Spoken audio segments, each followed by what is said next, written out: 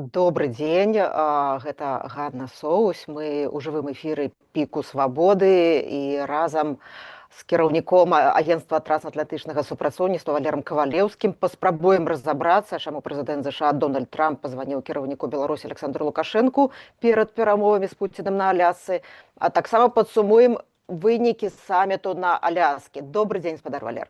Добрый день, спадарня Анна.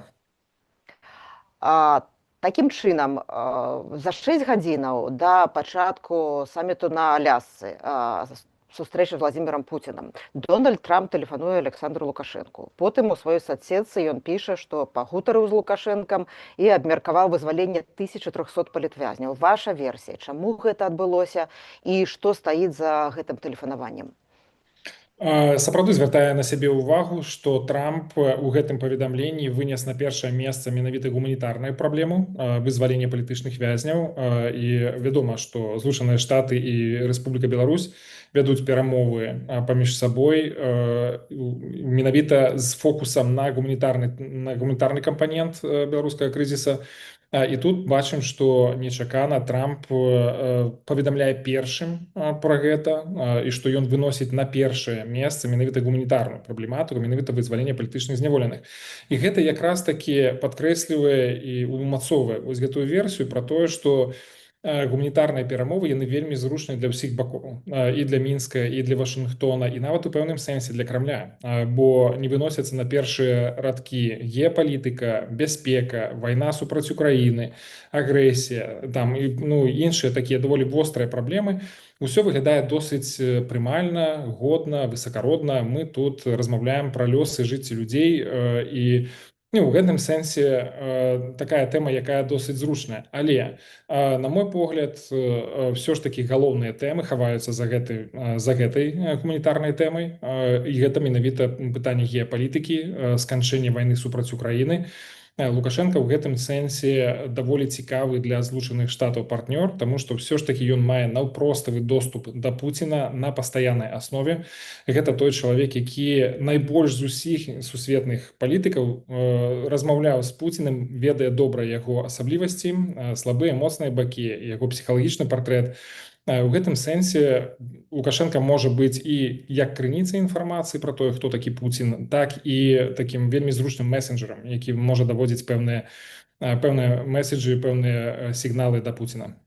Ну, калі пэўныя меседжы, пэўныя сігналы, нейкае пасланне, якое за 6 гадзінаў да пачатку саміта Дональд Трамп хацеў перадаць Пуціну праз Лукашэнку, якое гэта можа быць пасланне? Чаму яго нельга было, напрыклад, перадаць раней не такім каналам? Сапраўды, я думаю, што тут ніхто з нас не зможа дакладна назваць гэты сігнал і ўвогуле, ці быў гэты сігнал. Але тое, што турбуе Лукашэнку ад пачатку вайны супраць Украіны, гэта менавіта пытанне выжывання самой Беларусі, як будуць улічаны нацыянальныя інтарэсы Беларусі у гэтай вайне, ці дамоўленасць па заканчэнню вайны. Гэта тое, што таксама Лукашенко, не саромеючыся, вельмі адкрыта пра гэта казаў амерыканскім дэлегацыям, казаў і на адкрытых сустрэчах з беларускімі дыпламатамі, што нам трэба думаць, як забяспечваць свае інтарэсы. Пытанне, напрыклад, таго самага перамоўнага працэсу, які мог бы адбыцца у Мінску, это тое, што ці ў Беларусі, это тое, што Лукашенко прапануе неаднаразова. Я думаю, што гэтая тэма таксама патрапіла на радар амерыканскім дыпламатам і палітыкам. Это тое, што у пэўным сэнсе можа быць выкарыстана вось гэтая магчымасць пасярэдніцтва такога умоўнага для таго, каб прасоўваць і сваю павестку з боку Лукашэнкі.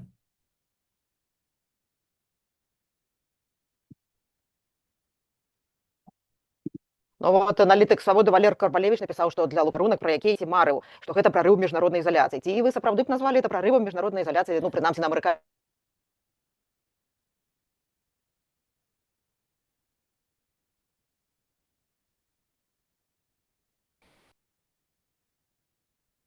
Ганна? Даруйце, калі ласка, перарвалася сувязь. Ці маглі б вы паўтарыць пытанне? Я цытавала аналітыка свабоды Валера Карбалевіча, які кажа, што для Лукашэнка гэта тэлефанаванне велізарны падарунак, і ён наўрад ці марыў пра такі падарунак, і што гэта прарыў міжнароднай ізаляцыі. Паводле вас, ці сапраўды гэта прарыў міжнароднай ізаляцыі, прынамсі на амерыканскім кірунку? Так, адназначна гэта з'яўляецца прарывам у міжнароднай ізаляцыі. Я згодзін з гэтым. Я не згодзін толькі з тым, што гэта падарунак. Гэта ўсё ж такі выглядае як на такую даволі мэтанакіраваную якасную працу беларускай дыпламатыі для таго, каб дасягнуць гэтых новых вынікаў, каб дабрацца да Трампа. На сённяшні дзень Трамп найбольш запатрабаваны міжнародны палітык. Ён здольны сапраўды рабіць некую розніцу ў тых сітуацыях, якія ўжо, здавалася б, ніякіх перспектыў для зменаў не маюць. Для Лукашэнкі вельмі важна было да яго дацягнуцца, і ён гэта зрабіў нават ва ўмовах, калі ў яго вельмі кепскія карты на руках, нават ва ўмовах, калі ён ніжэй за плінтус, за нулевую адзнаку.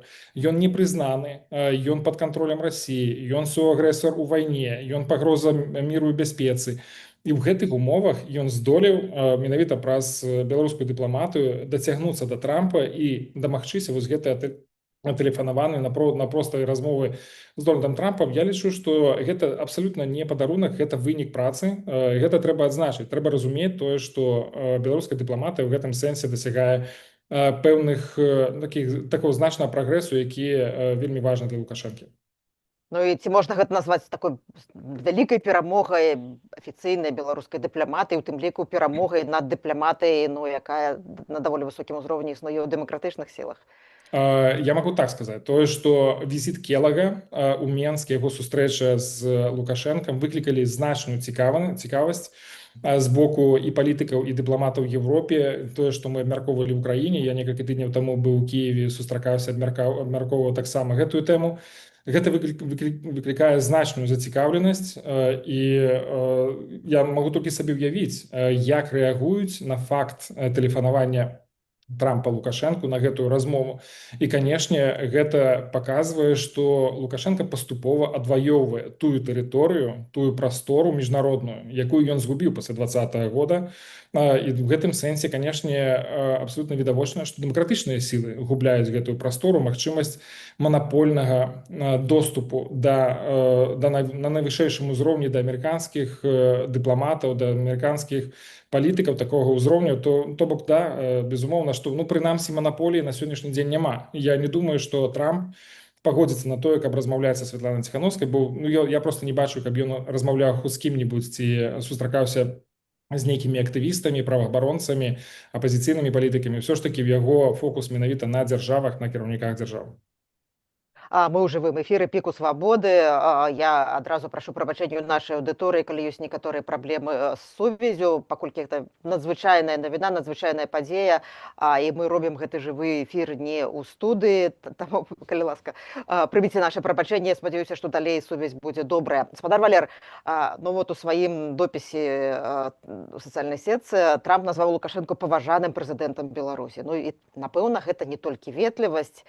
Вядома, Захад не прызнаў вынікі прэзідэнцкіх выбараў Беларусі, не лічыў Лукашэнку законна абраным прэзідэнтам краіны. Святлану Ціхановскую, пра якую мы толькі што гаварылі, у заходніх сталіцах, у тым ліку Вашынгтоне пры Байдане, прымалі на найвышэйшым узроўні. Ці азначае гэты зварот прызнання вынікаў выбараў амерыканскім бокам, ці гэта ўсё ж ветлівасць толькі? Не, я думаю, што ёсць сітуацыя дэ-факта прызнання той улады, якая існуе ў Беларусі. Лукашенко сапраўды кантралюе сітуацыю, ён захоўвае нейкі суверэнітэт. І так, тут ёсць такая доўгая размова пра тое, колькі гэта суверэнітэту засталося ў Беларусі, ці не ўсё аддаў Лукашенко яшчэ Крамлю. Але тым не менш, вось гэтае тэлефанаванне, наўпроставая размова Трампа Лукашэнкі паказвае, што ёсць прызнанне таго, што Лукашенко ўсё ж такі пэўную частку свайго суверэнітэта захоўвае. Я не сказаў бы тут, што гэта ёсць нейкае дэ-юрэ прызнанне, што Злучаныя Штаты цяпер прызнаюць Лукашэнку законна абраным прэзідэнтам Беларусі. Яны прызнаюць рэальнасць. Рэальнасць заключаецца ў тым, што Лукашенко кантралюе сітуацыю ў краіне, прымае самыя розныя рашэнні, ад дробных рашэнняў па ЖКХ, ці выплата стыпендый і пенсій, да таго, што ён падпісвае пагадненні геапалітычнага кшталту, прымае рашэнне аб удзеле ці не ўдзеле Беларусі ў войнах. Я хацела пра такі цікавы складнік, які нейкім чынам тлумачыць цікавасць Трампа да Беларусі. Хацела працытаваць Вольгу Лойку, былую палітзняволеную журналістку, рэдактарку. Вот яна лічыць, што ў тым ліку беларускае пытанне прасоўвае зяць Дональда Трампа Кушнер, продкі якога беларускія габрэі. І вот нібыта Трампу вельмі хацелася б застацца ў гісторыі не толькі міратворцам, але і праведнікам свету. Ці вы згодныя з такім гуманітарным складнікам з боку Трампа? Я пагаджуся з тым, што Кушнеры, сям'я Кушнераў сапраўды мае дачыненне да гэтага. Пра гэта вядома яшчэ, што падчас першага прэзідэнцтва Трампа гэты канал быў задзейнічаны для таго, каб нейкім чынам наладжваць адносіны з Вашынгтонам, з камандай Трампа, і яно працавала. Цяпер цалкам верагодна, што гэты канал працуе зноў. Мы дакладна гэта не ведаем, прынамсі у публічнай прасторы пра гэта паведамленняў не было. Ці Трамп хацеў бы быць яшчэ і праведнікам міра да таго, што ён хоча быць нобелеўскім лаўрэатам міра. Я такого не магу выключаць, але разам з тым таксама Трамп такая даволі складаная фігура. З аднаго боку ён бізнесмен, яго грошы гэта ўсё, ён вельмі транзакцыйны. З іншага боку, ён вельмі часта, калі ён публічна выступае на тэму вайны, напрыклад, агрэсіі Расіі супраць Украіны, ён звяртае найперш увагу пра тое, што гінуць людзі. Кожны дзень гіне вельмі шмат людзей. І я не до конца могу зразумець, ці гэта нейкая шчырая занепакоенасць тым, што гінуць людзі, ці гэта такая сапраўды шчырая антываенная пазіцыя Трампа, які не любіць войны. Вядома пра тое, што Джей Ді Ванс, яго віцэ-прэзідэнт, сапраўды вельмі антываенна такі настроены чалавек, для якога, в прынцыпе, любыя войны гэта анафема.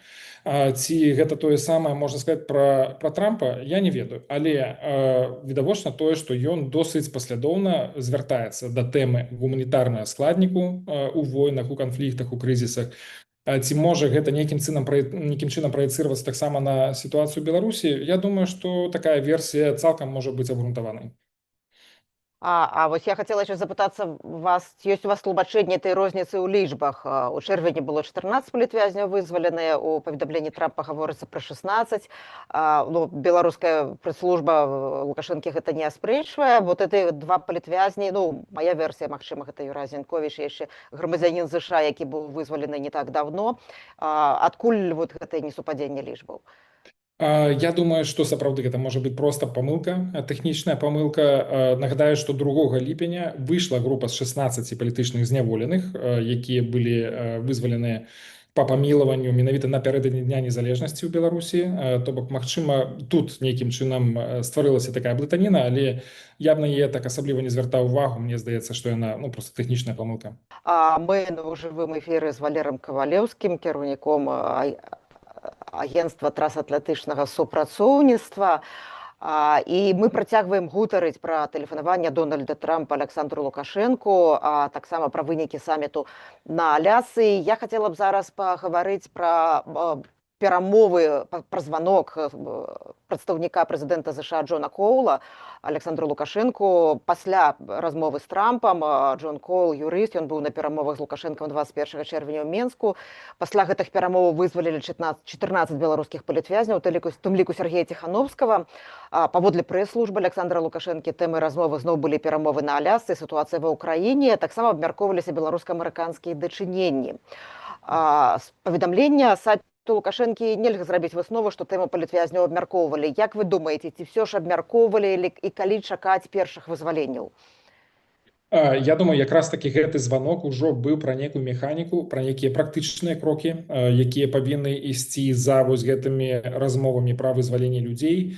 І тут нават у самім паведамленні, дакладней у інтэрв'ю Валентина Рыбакова прагучала, што Лукашенко сказаў: так, мы працуем над пытаннем вызвалення, мы чакаем, што будуць нейкія, гэта будзе двухбаковы працэс. То бок мы працуем над сваёй часткай, вы працуеце над сваёй часткай. І мы памятаем, што гэты пакет, гэтае пагадненне аб вызваленні людзей уключае крокі з амерыканскага боку па змякчэнню санкцый. Ці гэта будуць знятыя санкцыі, ці прыпыненыя санкцыі, дакладна невядома. Я думаю, што вось гэты другі званок, што таксама сенсацыйна ў пэўным сэнсе, што адразу 2 званкі такога высокага ўзроўня адбыліся ў Лукашэнкі за 1 дзень. што яна якраз была прысвечана, гэтая размова, механіцы, практычным крокам, калі, што і якія крокі будуць зробленыя амерыканскім бокам.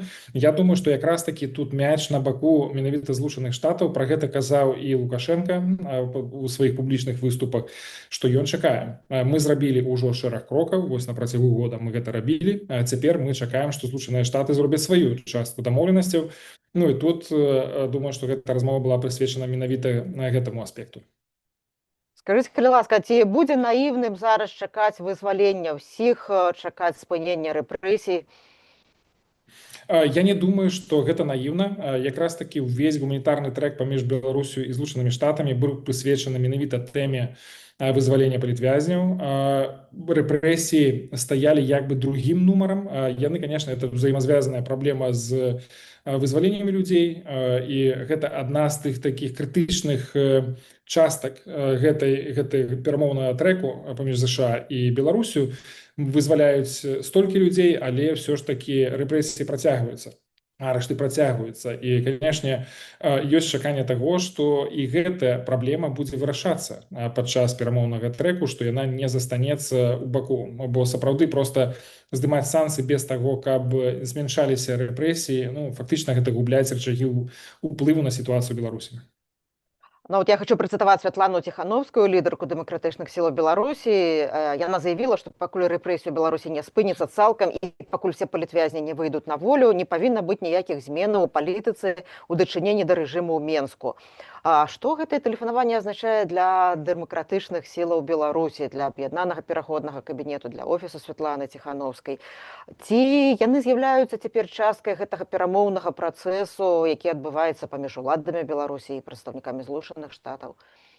Не, конечно, не з'яўляюцца часткай гэта перамоўнага працэсу. В прынцыпе, можна сказаць, што вельмі многія ў дэмакратычным руху кансультуюць, падказваюць, сустракаюцца, падштурхоўваюць да пэўных дзеянняў. Гэтай праваабаронцы, гэтай незалежнай медыа, гэтай грамадзянскія структуры, ініцыятывы, як наша, напрыклад, кааліцыя за вызваленне палітычных зняволеных. У нас рэгулярныя кантакты з амерыканскім бокам, каб зноў жа нагадаць, падсвяціць, падштурхнуць да нейкіх канкрэтных дзеянняў. Прыкладна тое самае робіць і офіс Святланы Ціхановскай, і яе каманда. То бок у гэтым сэнсе у нас усіх роўна аддаленыя пазіцыі ў гэтым працэсе. Мінску не патрэбна нейкае пасярэдніцтва, Мінску не патрэбная там трэцяя асоба за сталом перамовы, калі ён размаўляе з Трампам. Нікому не прыйшло ў галаву сказаць, Трамп, Лукашенко в этой размове павінен прысутнічаць хто-небудзь ад дэмакратычнага руху. Бо это просто нонсенс. Размаўляюць дзяржавы, і заўсёды дзяржавы будуць аддаваць перавагу менавіта кантактам паміж дзяржавамі. І ў гэтым сэнсе я магу сказаць, што вось гэтая цытата, якую вы правялі ад Святланы Ціхановскай, пра тое, што спачатку павінны быць выкананы ўсе патрабаванні, а пасля ўжо будзе мяняцца палітыка па Беларусі, яна з'яўляецца прыкладам такой максімалісцкай пазіцыі, што ці ўсё, ці нічога. І гэта не спрацавала. 5 гадоў гэта не спрацоўвала. Мы бачым, што Злучаныя Штаты памянялі гэты падыход дакладна наадварот. То бок мы згодныя размаўляць пра нейкія змягчэнні у сваёй палітыцы на Беларусі, калі гэта будзе прыводзіць да вызвалення людзей, да спынення рэпрэсій. І так, гэта вельмі працяглы, вельмі складаны працэс, які не адразу прыносіць тыя выгоды, тыя вынікі, якія нам усім хацелася б, але мы бачым, што на агульным фоне гэта значна лепш, чым адсутнасць любога прагрэсу, які мы назіралі на працягу 5 гадоў. І таму, калі казаць ужо пра ролю дэмакратычных сіл, палітычных структур, то відавочна, што зноў жа яны губляюць манаполію на тое, каб размаўляць з палітыкамі, кіраўнікамі дэмакратычных краін, што Лукашенко паступова вяртае гэтую тэрыторыю, пры гэтым вяртае так, як яшчэ гэтага раней не было. Бо не было раней прыкладу таго, як Лукашенко размаўляе па тэлефону з кіраўніком Злучаных Штатаў. Такіх прэцэдэнтаў проста не было, і той самы Валентин Рыбакоў пра гэта казаў. Але тым не менш, дэмакратычны рух увогуле ён не губляе сваёй актуальнасці, таму што Беларусь на сённяшні дзень жыве ва ўмовах аўтарытарнай сістэмы, нават можна сказаць ужо якая накіроўваецца ў бок таталітарызма, і мэты аднаўлення правоў чалавека, аднаўлення законнасці, вяртання такіх інстытутаў як вольныя выбары ў Беларусі, гэтая тэма застаецца актуальнай. Таму дэмакратычны рух сам па сабе не будзе губляць актуальнасці і рэлевантнасці нават на фоне вось гэтых паляпшаючыхся адносінаў паміж ЗША і Беларусю. Ну, я б дадала тут ремарку, што гэта все ж перамовы, тэлефонныя перамовы з прэзідэнтам ЗША, але не з лідарамі краін еўразвязу, чыя пазіцыя адносна выбараў, адносна сутнасці рэжыму ў Менску, ну, не мяняецца. І можна гаварыць толькі, ну, пра што мы гаварылі раней, пра прарыў на амерыканскім кірунку. Валер, давайте пяройдзем уласна да аналізу вынікаў саміту, які прайшоў на Алясцы. От першая рэакцыя, першая рэпліка Дональда Трампа была пра тое, што сустрэча прадуктыўная, але ўгоды пакуль няма. Пазней у інтэрв'ю Fox News ён казаў пра тое, што з Пуцінам можна дамовіцца, калі дзейнічаць з пазіцыі сілы, і ён думае, што Пуцін хоча міру. Ваша ацэнка выніковасці гэтай сустрэчы і яе магчымага працягу? Я пагаджуся з тым, што з тым меркаваннем, што вынікі былі досыць сціплыя, і скажем так, адзінае, што можна такое вельмі канкрэтна вынесці з гэта са слова самого Трампа, што Пуцін не хоча некае перамір'е, не хоча часовае заканчэння агня, ён хоча мірную дамоўленасць. Ну і гэта відавочна, на мой погляд, выглядае як такі вынік маніпуляцыі з боку Пуціна, якому вельмі важна было выйграць час, адкласці магчымыя захады з боку Злучаных Штатаў, якія маглі б прывесці да санкцый новых фінансавых ці эканамічных супраць Расіі. То бок яго задача была адкласці пэўныя негатыўныя рашэнні з боку Злучаных Штатаў, пакуль ён будзе нарошчваць свае наступальныя аперацыі на тэрыторыі Украіны. І ў гэтым сэнсе вось гэтая формула не прыпынення агню, гэта не вельмі добрая ідэя, давайте будзем думаць пра мірнае пагадненне. Гэта з'яўляецца ў пэўным сэнсе перамогай Пуціна. Тым больш, што мы разумеем, што заключыць пагадненне аб міры – гэта вельмі складаная задача, якая павінна ўключаць у сябе вельмі шмат складнікаў. Бо мы кажам і пра справядлівы мір, але таксама пра ўстойлівы мір. То бок, як забяспечыць устойлівасць гэтага міру не праз дзень, не праз год, а на дзесяцігоддзі наперад, ці назаўсёды.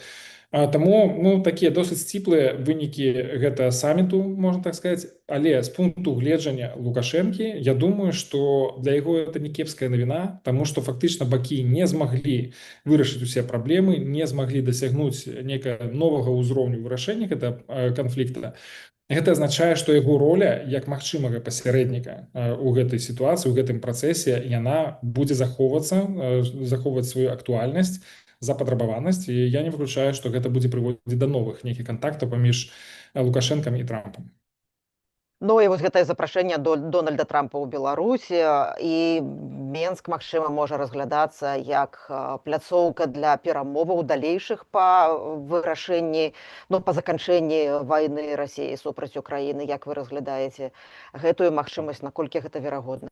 Я думаю, што гэта верагоднасць вельмі моцна вырасла за апошні час. Я б сказаў так, яшчэ год таму, калі я чуў пра гэта размовы, то гэта выклікала мне вельмі моцны скепсіс. На сённяшні дзень я падтрымаў такую ідэю пры ўмове таго, што Беларусь зменшыла б свой удзел у вайне, каб, напрыклад, ваенна-прамысловы комплекс Беларусі не падтрымліваў ваенныя дзеянні Расіі, каб былі створаныя нейкія новыя механізмы па ўмацаванню даверу паміж Беларусю і Украінай. Ну, то бок, каб Беларусь у выніку гэтых працэсаў і у выніку гэтых рашэнняў прасоўвалася назад у бок нейтральнасці нашай краіны датычна Украіны.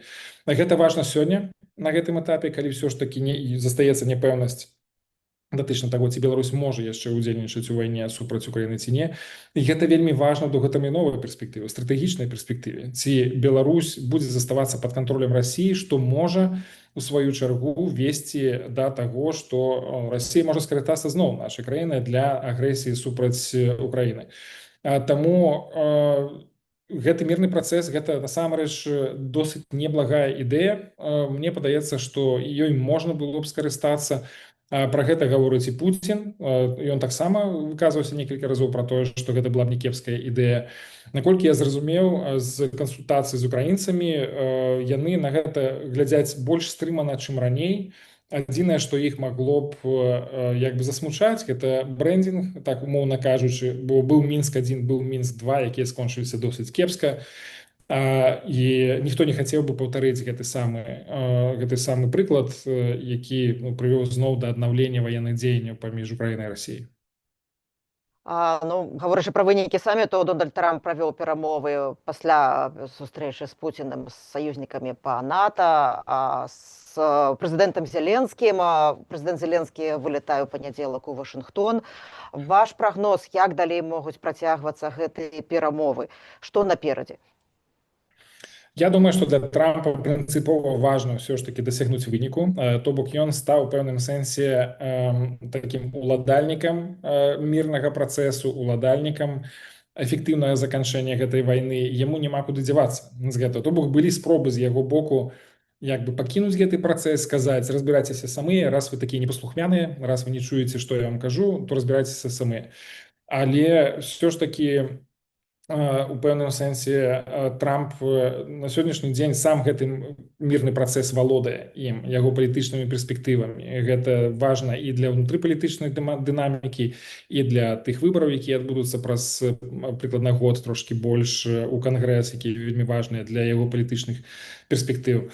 Што тычыцца Украіны, я б тут адзначыў, што вось гэтую паралель, якая для мяне здаецца вельмі важнай, каб мы разумелі таксама ролю і ўспрыняцце Трампа ў Украіне і ў Беларусі.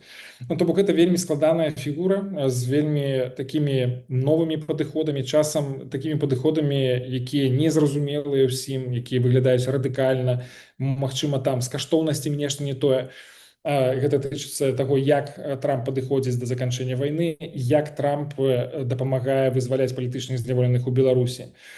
Я адчуў, што і ў Беларусі, і ва ўкраіне ёсць недахоп надзеі і таго, што хтосьці прыйдзе і дапаможа ім вырашыць гэтую праблему. Ва ўкраіне, то як я бачыў гэта ў кансультацыях з дыпламатамі, з экспертамі, з палітыкамі, яны глядзяць все ж такі з надзеяй на тое, што Трамп робіць. Так, яны не зусім згодны. І так вельмі шмат ёсць засцярог і трывог датычна Трампа, ці ён не паступіцца інтарэсамі Украіны. Але іншых варыянтаў на сённяшні дзень няма ва ўкраіне. Няма іншых палітыкаў сусветнага ўзроўню, якія браліся б за гэтую справу і былі сапраўды эфектыўнымі ў гэтым. Так, эфектыўнасць магла б быць іншай, ККД у гэтай справе мог бы быць іншым, але тым не менш працэс ёсць. Тое самае можна сказаць і пра Беларусь. Так, гэта не самы, скажем так, аптымальны варыянт вырашэння праблемы палітычных зняволеных у Беларусі, ці спынення рэпрэсій і ўвогуле спынення ўнутрыпалітычнага крызісу ў Беларусі. Але Трамп – гэта адзіная на сённяшні дзень сіла, якая гатова гэтым займацца, Злучаныя Штаты, ў прынцыпе. Бо, напрыклад, Еўрапейскі звяз заняў вельмі такую жорсткую, негнуткую пазіцыю. Яны карыстаюцца інструментамі, якімі карысталіся 5 гадоў, якія ні да чога не прывялі. Яны чамусьці ўпэўненыя, што наступныя 5 гадоў, калі яны будуць карыстацца тымі самымі граблямі, то будзе нейкі іншы вынік. Іншага выніку не будзе. Трэба мяняць гэтыя падыходы. І ў гэтым сэнсе для беларусаў, для мяне асабіста, Трамп сапраўды той чалавек, які нясе надзею, які дапамагае нам вырашыць праблему, магчыма, не ідэальным чынам, магчыма, для гэтага спатрэбяцца кампрамісы, разуменне таго, што Лукашенко застаецца ва ўладзе і што, скажем, дэмакратычныя перамены ў Беларусі будуць адкладзеныя ў часе, але тым не менш, што важна, мы захоўваем краіну, мы дапамагаем выйсці людзям з турмаў, магчыма, гэта дапаможа нам таксама спыніць рэпрэсіі. Так што Украіна і Беларусь у гэтым сэнсе маюць падабенствы, і яны звязаны менавіта з фігурай і стылем кіравання Трампам. Я працытую яшчэ раз Валера Карбалевіча, яго аналіз. Можна казаць, што тэлефанаванне Трампа ўмацоўвае суб'ектнасць Беларусі. Вы таксама пра гэта казалі. Вашынгтон паказвае, што разглядае беларускую дзяржаву не як сатэліта Расіі, як самастойнага міжнароднага суб'екта. Наколькі гэта адпавядае, я так разумею, што адпавядае інтарэсам Лукашэнкі, інтарэсам уладаў Беларусі, ці адпавядае гэта інтарэсам беларускіх дэмакратычных сілаў, усіх беларусаў, як вы мяркуеце? Да, я тут, конечно, за все дэмакратычныя сілы не сказаў, потому что это такая вельмі неакрэсленая прастора. Ёсць палітызаваныя структуры, офіс Светланы Ціхановскай, кабінет, Каранцыйная рада. у якіх свая пазіцыя, але яны становяцца ўжо больш палітычнай партыяй у пэўным сэнсе, то бок іх задача прыход да ўлады. А калі казаць пра дэмакратычны рух больш шырокім сэнсе, то гэта вельмі розныя сілы, якія часам проста займаюцца вырашэннем практычных праблем. Гэта і медыа, гэта і праваабаронцы, гэта ініцыятывы грамадзянскай супольнасці. Я думаю, што мы ўсе зацікаўлены ў тым, каб Беларусь захавала сваю незалежнасць, сваю дзяржаўнасць, і я бачу, што часам менавіта гэтыя палітычныя структуры яны пераходзяць ужо ў рэжым змагання не проста з Лукашэнкам, а з самой краінай. Мяне гэта засмучае, таму што ўсё ж такі, калі мы ставім сабе за мэту дэмакратычныя змены ў незалежнай Беларусі, то мы павінны дамагацца таго, каб Беларусь захавала сваю незалежнасць і не павінны рабіць крокаў, якія будуць падрываць гэту незалежнасць, падрываць гэты суверэнітэт. І ў гэтым сэнсе я вітаю вельмі дзеянні Злучаных Штатаў, якія сапраўды сваімі гэтымі кантактамі, якія ўсё больш і больш растуць па ўзроўні, палітычным дасягнулі ўжо максімума з Лукашэнкам, яны сапраўды ўмацоўваюць суб'ектнасць Беларусі, аддзяляюць яе ў гэтым працэсе, бо ёсць расійска-украінская вайна, а ёсць Беларусь. І Беларусь у гэтым сэнсе, у гэтых размовах, яна не выглядае як адпаведная Расіі частка гэтай вайны. Гэта вельмі важна для нас і на сёння, і ў доўгатэрміновай перспектыве. Вот вы больш за год вельмі шчыльна займаецеся пытаннямі вызвалення палітзняволеных. Давайте паспрабуем уявіць, ну, от бліжэйшым часам, не тыдні, магчыма, бліжэйшы месяц, пачнуць выхадзіць людзі, і калі выйдуць все, гэта велізарная колькасць людзей. Ці яны будуць выкінутыя за мяжу, як адбылося ў чэрвені, без магчымасці вяртання, ці частка з іх застанецца ў Беларусі, все яны будуць патрабаваць пэўнай дапамогі. Ужо былі заявы, што фінансавых рэсурсаў для дапамогі всім, хто выйдзе, пакуль няма. Як вы разглядаеце гэты крок, калі пачнуць выхадзіць людзі, што будзе адбывацца? Ну, вы ведаеце, вось гэтыя вызваленні ў Беларусі, якія адбываліся на працягу больш за год, ад ліпеня мінулага года, былі два такіх выразных трэка. Гэта памілаванні ўнутры краіны, выйшла прыкладна 330 чалавек, і памілаванні у сувязі з кантактамі з амерыканскімі дэлегацыямі, якія прыязджалі. Там выйшла прыкладна 20 чалавек. І ўсе гэтыя 20 чалавек, яны былі вывезеныя за межы краіны. Усе тыя людзі, якія выходзілі па памілаваннях у Беларусі, яны змаглі застацца ў Беларусі. То бок у іх не было патрабавання пакінуць тэрыторыю нашай краіны. Тым не менш, вось гэтыя 20 чалавек, якія былі вывезеныя сілком, фактычна супраць сваёй волі, ці прынамсі без таго, каб спытацца ў іх, ці хацелі б яны гэта ці не, гэта сапраўды была нагода для размоў і нашай кааліцыі, таксама з прадстаўнікамі Дзярждэпартамента пра тое, каб ўсё ж такі дамагацца таго, каб у людзей было права выбіраць, заставацца ў Беларусі ці пакідаць краіну. Прынамсі, гэта выглядала б досыць лагічна. Якім чынам гэтае пытанне абмяркоўваецца паміж бакамі перамоўнага працэсу, я сказаць не магу, але, канешне, ёсць спадзяванне на тое, што тыя людзі, якія хацелі б пасля выхаду з турмы застацца ў Беларусі, каб яны там заставаліся, я думаю, што гэта было вельмі важна для нас усіх. Што калі казаць пра фінансавыя магчымасці падтрымкі гэтых людзей пасля вызвалення, сапраўды ёсць пэўныя фонды, ёсць пэўныя ініцыятывы кшталту Байсола, якія доўгі час збіралі грошы, ёсць міжнародны гуманітарны фонд, які прызначаны менавіта для дапамогі былым палітзняволеным. Мы мала ведаем пра яго дзейнасць, мы мала ведаем пра тыя рэсурсы, якія затрачаны імі. Мы ведаем, колькі робіцца фандрэйсінг, колькі збіраецца грошай, але не ведаем, як яны трацяцца.